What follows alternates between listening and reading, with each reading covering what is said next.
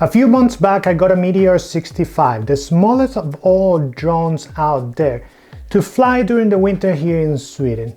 And to be honest, I've had a lot of fun with that drone with a very little modifications to it.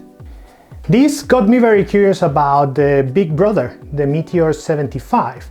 And when I was going to buy the Meteor 75 in the BetaFPV website, they actually released the Meteor 75 Pro version.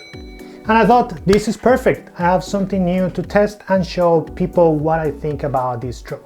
As I understand, the old Meteor 75 had the same motors as the Meteor 65, 0802 19,500 kV. But the Pro version of the Meteor 75 has 1102 22,000 kV. The frame is a little bit bigger, letting you have 45mm props.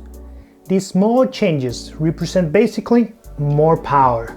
That is essentially the difference between the Meteor 75, the old version, and the new Pro version, power. And if you remember, I made a video together with Ignace where he was flying amazingly. Check the link in the description if you want to see that video. But basically, the 75mm drone that he was flying is a very similar setup as the Meteor 75 Pro. So maybe BetaFPV was listening to Ignace or to the community in general about what did they want to have on a 75mm drone. I'm not as good as Ignace flying indoors, and therefore this drone for indoor use was a bit too much for me. As I was saying before, it has a lot of power, and when you hit that throttle inside the house, it's a bit complicated to control. And I found myself trying to slow down most of the time and limiting the performance of what possible can do with this drone. So I took it outside, and when it was not too windy, it works like a charm. You can fly with it and do basically what your skill sets allow you to do. But you have to think about it. This is still a 1S drone, which is super cool, right? Something else that is super cool and that shows that BetaFPV is actually listening to the community is that the XpressLRS in this drone is serial, not SPI. What this means is that, number one, you don't need to upgrade the Betaflight inside the drone in order to upgrade XpressLRS. And number two is the fact that I just took my drone, I connected it to the USB port, I waited 60 seconds, I had my Wi-Fi page in there, I just had to add my passphrase without even touching my radio, and the drone was ready, was bound to my radio without having to do anything else. This is something that I'm loving from XpressLRS, and I'm very grateful to BetaFPV for giving us serial XpressLRS on these drones and not having to deal with the problem that SPI brings along. And in order to get the best out of this drone, the number one thing that you have to think about is to get very good batteries. The batteries that comes with the BetaFPV drones, they are nothing impressive in my opinion. BetaFPV batteries have never been anything that I would say I'm very happy about them and I'm going to buy a bunch of them. But at the same time, I have to say something. If you look at the package, you're getting the drone, you're getting two batteries in the same package, you're getting a battery tester, and all these for $109.99 US. For me, that's a very good deal, and not many other manufacturers are giving you the drone together with two batteries and charger, which means that they are giving you kind of everything that you need to go and fly with this drone. Of course, beside the goggles and the radio, right? But the drone itself. I did some tests with the batteries to let you guys know what to expect, and the BetaFPV batteries, which are 550 milliampere hours, are just giving me around 2 minutes of flight time. Very far from the 6 minutes that BetaFPV is claiming on their website that this drone should be flying.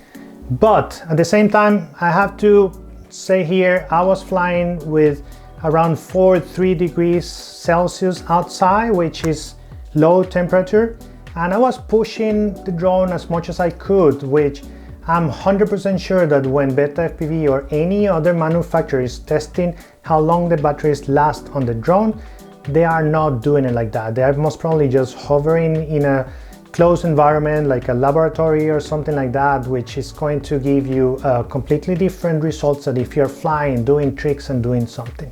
So I pushed this drone with the BetaFPV batteries. I'm getting around 2 minutes. With the Tattoos, which again, I love that brand. I think they're doing very good batteries. I'm getting around 2.5 minutes. It's not a huge difference, but it's a difference.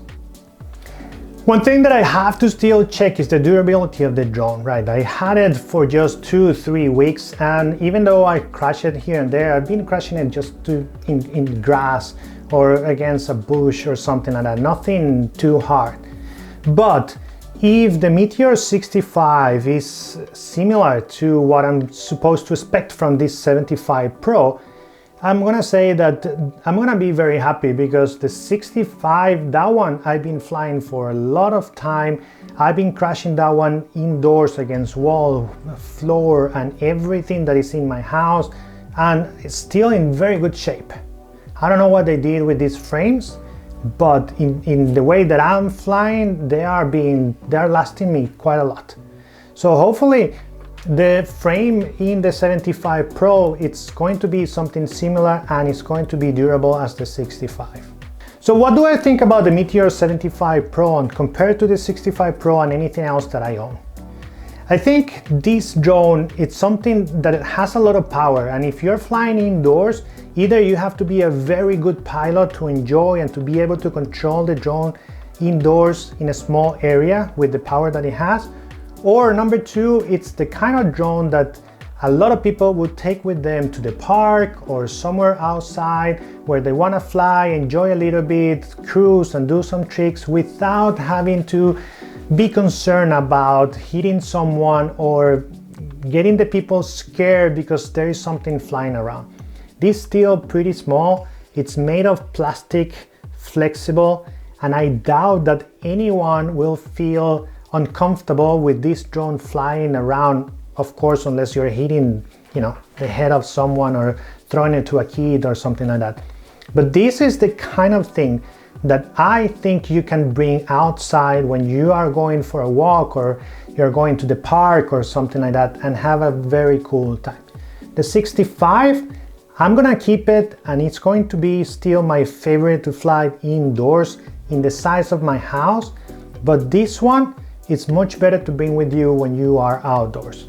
Again, you can still fly indoors. I think you're gonna have enough power to be doing tricks and to be doing stuff that requires that, lift and that push from the drone, but you have to be a good pilot if you want to do those kind of things with this drone in a closed environment.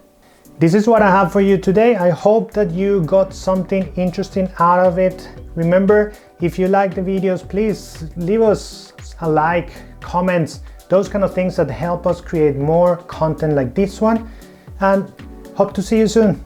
Thank you for watching.